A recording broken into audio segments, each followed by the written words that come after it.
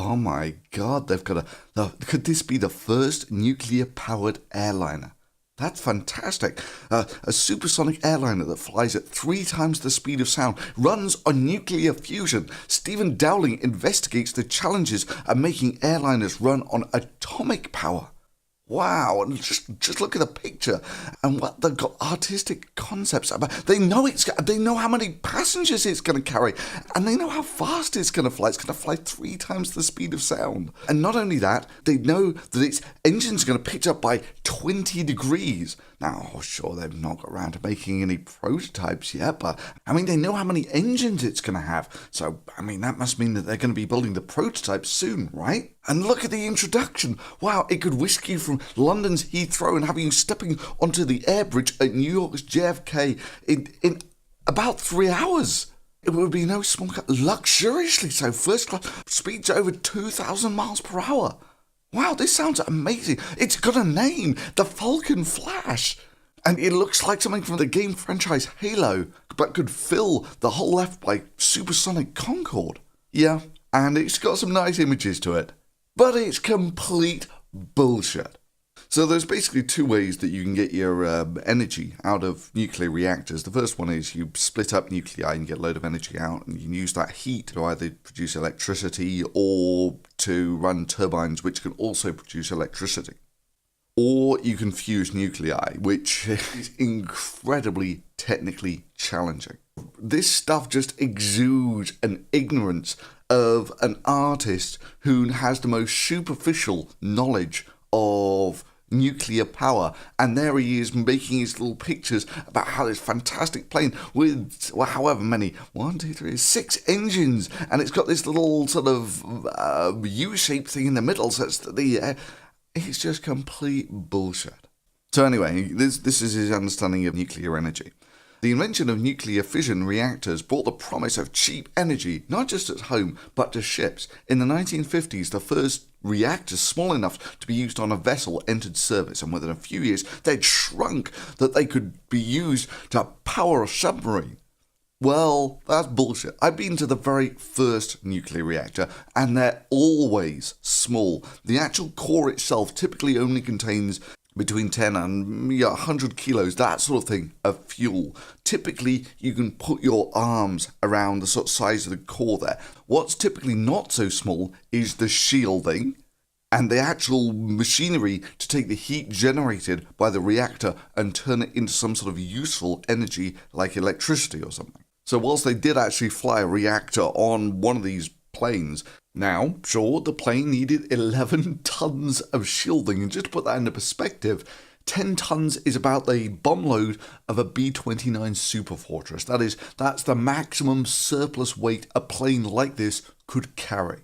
And there's sort of 2 things that you need to be shielded from. The first is the neutrons, and the second is the high-energy photons, the gammas.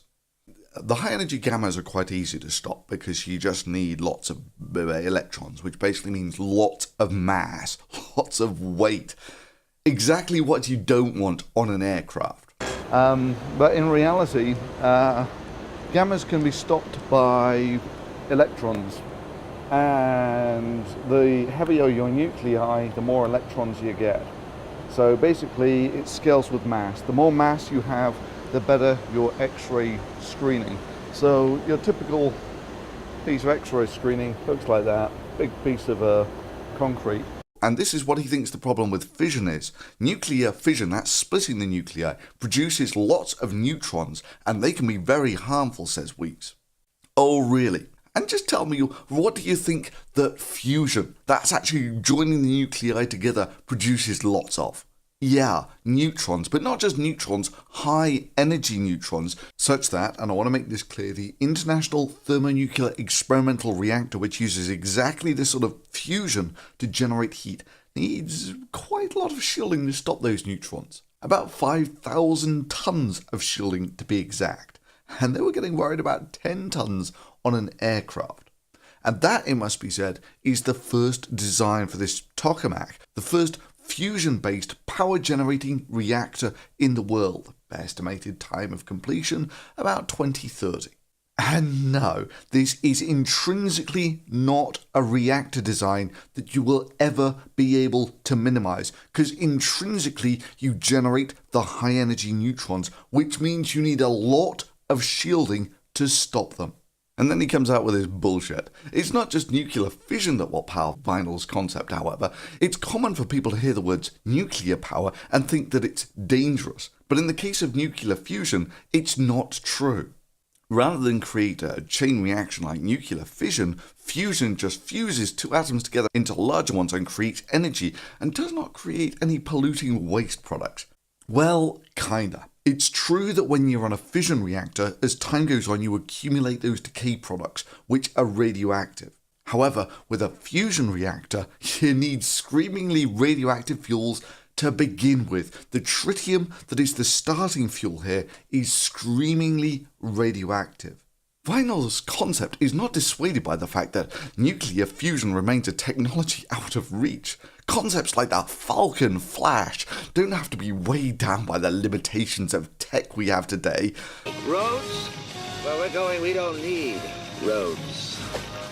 Part of their role is to imagine what designs might look like in the technologies we've not yet mastered. The Falcon Flash is too ambitious a design to fly with today's technology. You don't say. But aviation is littered with achievements once thought impossible. Nuclear fusion might one day join them. So they don't know whether it's possible or not, but they know how many engines it's going to have, how much they'll tilt up by, how many passengers it will carry, how fast it will fly. But in reality, it's all complete bullshit. They've just got a pretty picture and just made up some bullshit details to go with it. Well, thanks BBC for producing such high quality scientific content. Munchkins.